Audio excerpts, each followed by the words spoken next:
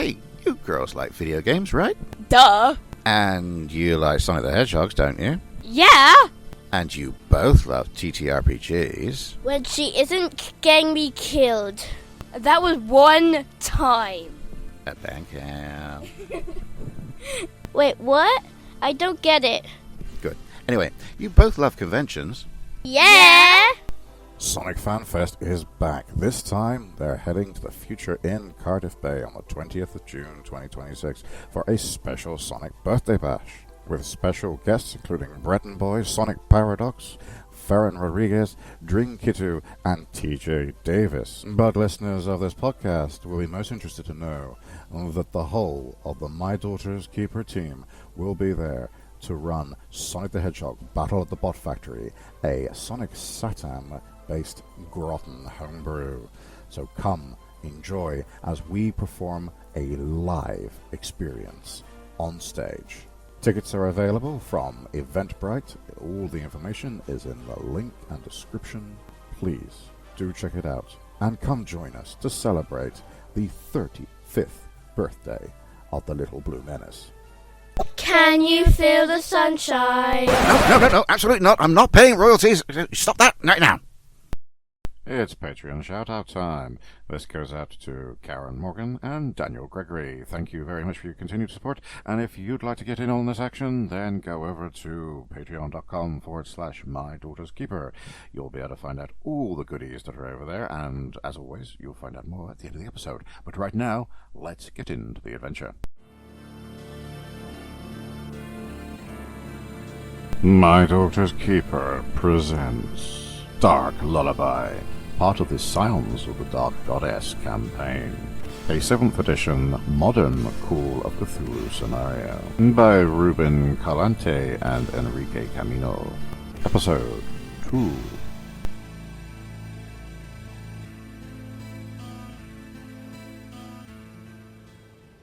Doesn't take long for you to get to Amber's apartment. Very nicely appointed apartment. Quite sparse, but at the same time, it feels distinctly modern. It's right at the center of Bangor, on the top floor of this 4-story building. From the police report, you know that the neighbours thought she had died in a domestic accident. It was only Mrs. Marie, her landlady, who lived on the ground floor, that has any idea that her death was a suicide, partly because she was the one that discovered her. She's decided not to say anything about the affair to avoid any bad publicity for her rental business. You've got a set of keys to the apartment, and as you let yourselves in, you are presented with a small, bright, airy studio apartment. There's a kitchen, living room combo. The bedroom is in a bit of a recess. It is a full studio, open plan, but there's a little side. It's bigger than an alcove, but it's not a open plan room where the bed and wardrobe seem to be sat. Yeah, flashing lights on a neon sign across the street from a steakhouse. The sound of traffic, the smell of the steakhouse, and the only furniture seems to be a table, a desk, a television, and the unmade bed, as well as a wooden bookshelf crammed with books. In the background, you can just about see a small door which leads into a bathroom, and perhaps slightly concerningly, there still appears to be blood between the cracks in the tiles. Let's have some spot hiddens. Oh, yes. Bum, bum. No. I'll spend the 1 luck to make that a success. Okay. And I do believe for Eric that was a hard success. I will spend luck to make mine a hard pass as well. I thought that was a hard anyway, Ash. Mikey. Oh my god, that's a terrible roll. Oh dear. Our poor policeman has gone nose blind. So when we go in, Eric will basically be, he'll say to the officer, is there anything I'm thinking of maybe looking for her journal, see if there's anything in there. Do you have any other ideas of where I might be able to look? Oh, that's good. Tell you what, yeah, as well as asking Peabody, you could also give me an intelligence or a track roll if you're specifically looking for anything. But also, whatever Peabody might have an idea for. I'll do a roll anyway, because I like rolling. One, I think. Or I think it is still 70. Yeah. No, should be 61.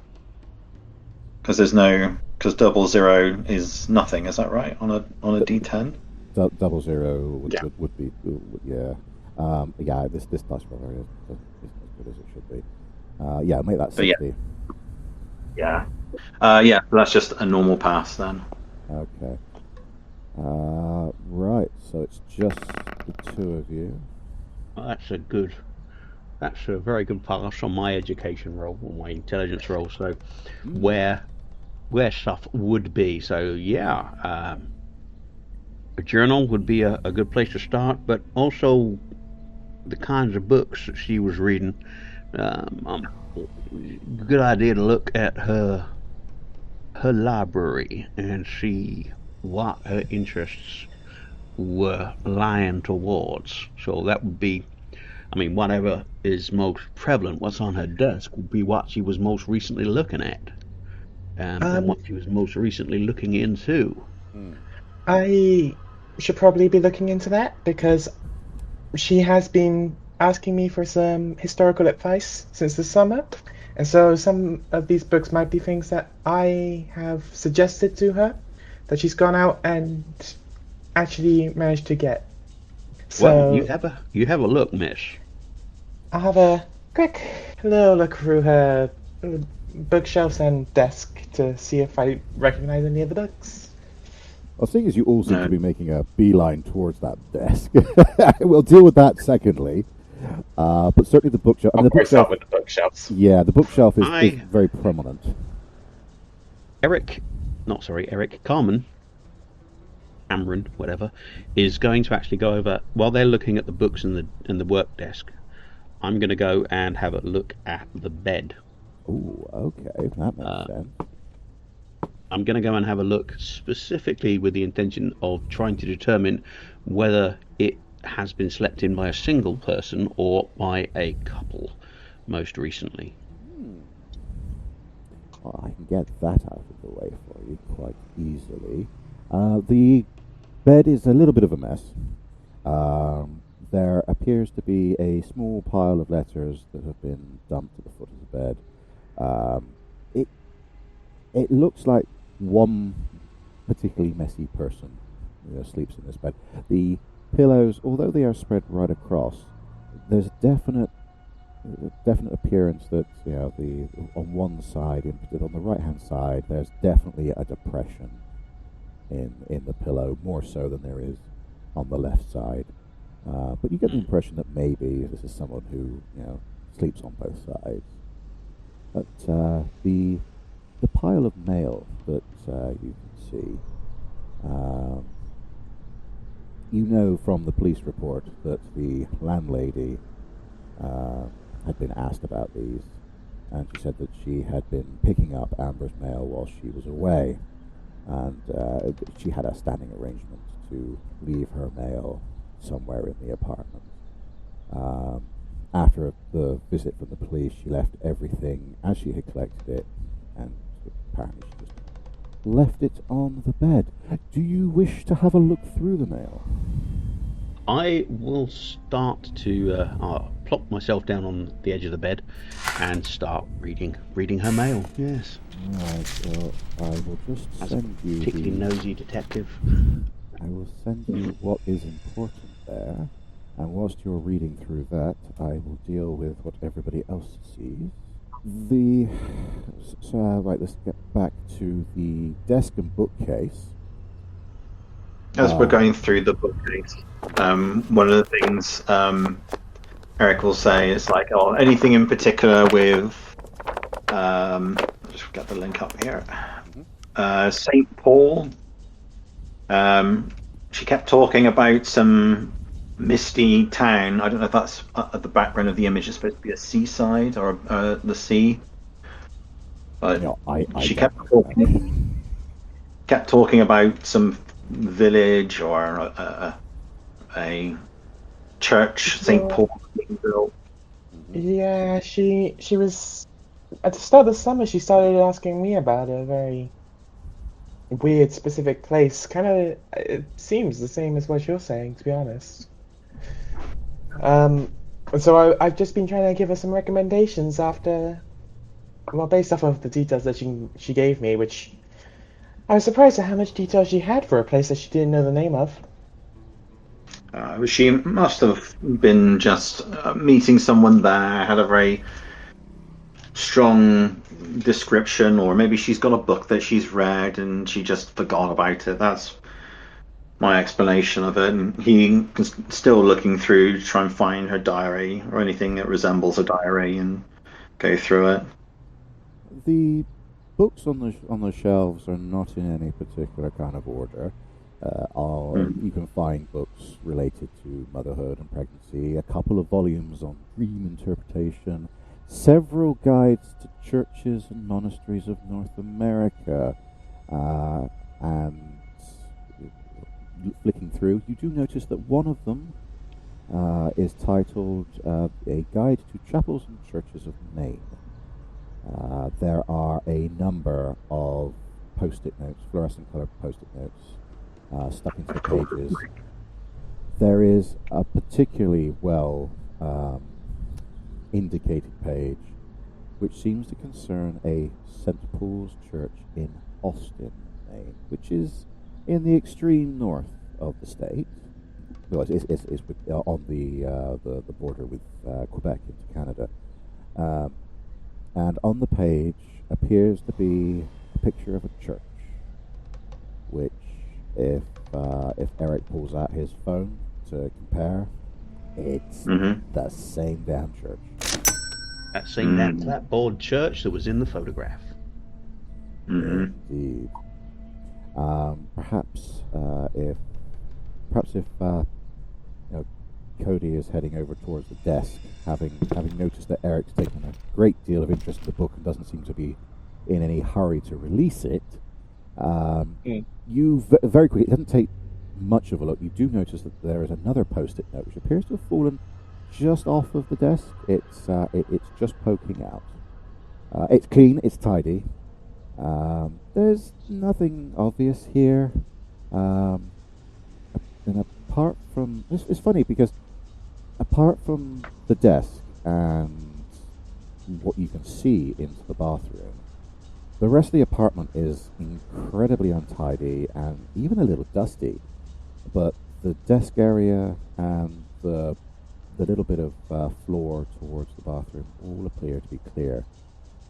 If anybody wants to give me, again, an intelligence or a track roll, you might better find some more out about that. Track.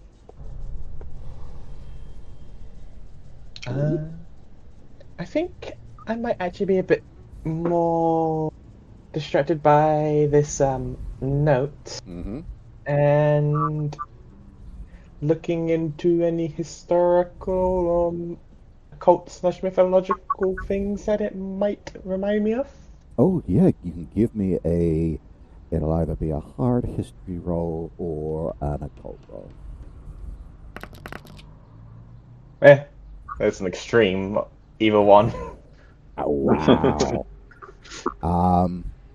You know that New England is particularly famous for its rather unusual history, especially when it comes to matters of unusual beliefs and cults.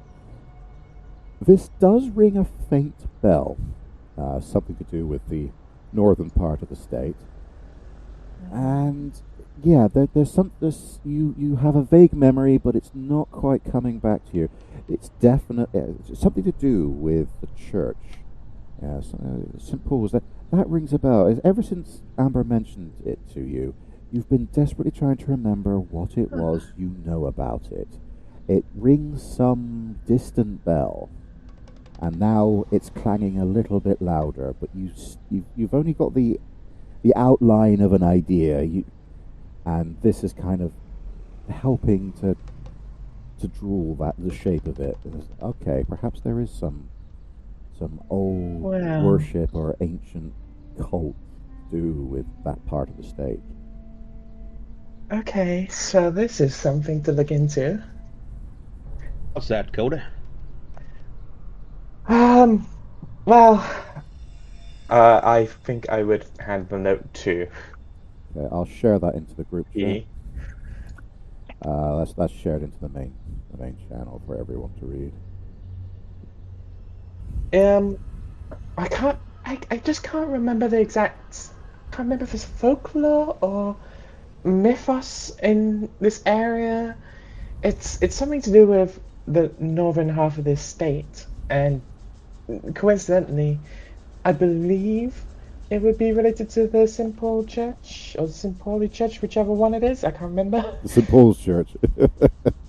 But to be fair, it's not quite defined yet. I really need to just find the right books. I'm thinking about it. After Amber came to me about this, I did actually look into it a bit more. I don't think I ever found anything. That's worrying. I mean, that is not normal. Oh no, it's definitely something related to, folklore and mythology more than anything else. I think I know. I might know from what I found here in her mail, which forest she was talking about, and I share the information of the bank statement. Yep. Let us share that with the group, please, Mr. Keeper. Of course. Bear with me one moment whilst I get that out to everyone. And there you go. That will be in the chat. Austin, up north. 4 months after she spent nearly $1,500 at a fertility clinic to, one presume, conceive the child that she lost. She drove up to Austin. She rented a Frenchman's cabin, and then she had coffees and food, maybe, at the Beetroot Cafe, and bought something at Austin Sport. So, and then she, I'm guessing, filled up with gas and drove back again, because obviously she was found dead here and not in Austin, so she must have done something over that weekend, I'm guessing. I think it behooves us to get ourselves up to Austin and go and have a look at the cabin, and maybe even pop into the sports shop and see what it is that she spent $170 on. I mean, that definitely is. A 4-month pregnant woman is not going to be taking up tennis, in my opinion. Well, you never know. People can be rather insane. Yeah, this is true. She had delusions, and she was obviously going through something. I believe we'll probably just find the child in there, or the remains of the child. To me, this just looks like some sort of this poem, and you'll pick up the note and just being kind of going through it. It just seems to me more of her way of grieving. I wouldn't read too much into it, but yeah, we can certainly look into it. Well, she obviously went up to the cabin for some reason, and this is what? How many? What time are we now? What month did she die in, James? Died in October, and it's now November, I think, She died in October, or at least it's the very end of. It's the end of October. Sorry, so she died at the beginning of the month. It's now the end of the month. Okay, so she died at the beginning of October. That's 2 months after she came back from Austin, and there was evidence of miscarriage on her corpse when the autopsy was carried out. There was no sign, I believe, if my memory is correct, that there was no sign of a fetus, but there were signs that she had been pregnant and had miscarried the baby. Now, correct me, little memory gremlin, if I got that wrong, but I think that's correct. Yeah. In fact, since you have the shape of an idea of where you're all heading, and this is Call of Cthulhu, a little bit of preparation before you make your trip was perhaps in order. If everybody would like to give me a library roll. Alrighty then. I should be good at this. I am really good at this. Ooh, wow. That's another extreme. That's just a pass for me. Okay. Oh, you no. That is bad. I forget where the library is. It was more for research purposes. I think with two of you doing so well, certainly with with one extreme. Let's hope I get better when I shoot something. One extreme, one pass. Let's just hope that that's not your roles when you shoot something. You want to exhaust all your possibilities before you go, and I think with that extreme, you do follow down just about every lead possible before you head off. You chase down the fertility clinic, which turned out closed at the end of August. The building where it used to be is now being renovated, and there is no signs of previous tenants. The website only shows a picture of a smiling pregnant woman with no links, and the company register shows that it appears to have been registered to a corporation which dissolved 2 months ago. I think Peabody perhaps wanted, just to make sure everything was clear in mind, did double-check the autopsy report, which you're able to do because you are a policeman. That's not a problem. You managed to do that without any issues. Her body shows signs of a recent miscarriage. She would have been 5 or 6 months pregnant. The death has been classified as a suicide because the body had deep cuts in the wrists made by a sharp object. And at the end of the report, there was a little note that said, the body presents with small perforations the size of a needle, but an analysis confirms the absence of drugs in the blood. In some of the holes where there was some organic residue, but it cannot be identified, it was believed to be plant, or it's definitely organic. No further relevance was attached to it. Amongst the other items in the police file, there were a few minor things. Among the case notes stated personal items belonging to Amber were found, included her driving license, credit card, and house keys. However, they couldn't find her cell phone or any other type of electronic device. Neither was there any sign. It was her house keys they found. They couldn't find her car keys. The police ruled out robbery as there was cash and valuables found in the apartment. Nobody knows where her car's gone. According to the report, her police had said it was a blue Volkswagen Golf. And a quick search online about Austin shows that there's not a lot that's gone on in that town of note. But if you punch in Austin, Maine into a search engine, you discover that in the 80s there were 3 deaths on the outskirts of the town caused by brown bear attacks, as well as the fact that there was a rather substantial fire at St. Paul's Church in 87. Most of this information comes from the Bangor Gazette and its digital archive.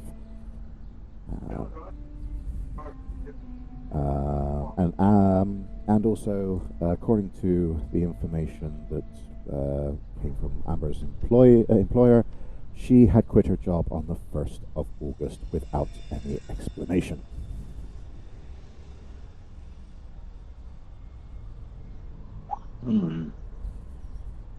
Does my character know when or if she cancelled any appointments with me? I checked the notes that I have. Yeah, I don't think you had any appointments due. You hadn't seen her for a little while, which is why the messages you received from her were slightly out of the blue. Yeah. They did come as a little bit of a surprise, especially, given that you hadn't had a whole lot of contact with her recently.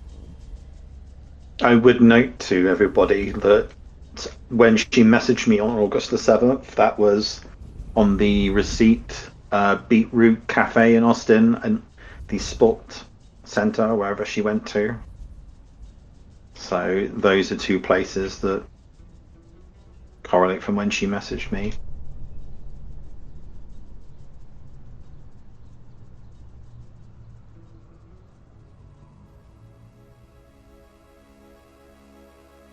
Thank you for listening. We hope you enjoyed the chaos as much as we did. Don't forget, new episodes drop every Sunday and Wednesday, so there's always more trouble just around the corner. If you'd like to dive deeper, you can join us over at the My Daughter's Keeper Patreon. You'll get access to a growing library of exclusive scenarios you won't find anywhere else, entry to our members-only Discord community, and even the chance to take a seat at the table at our backer-only games. Until next time, keep your wits about you, your dice within reach, and just try not to make things worse.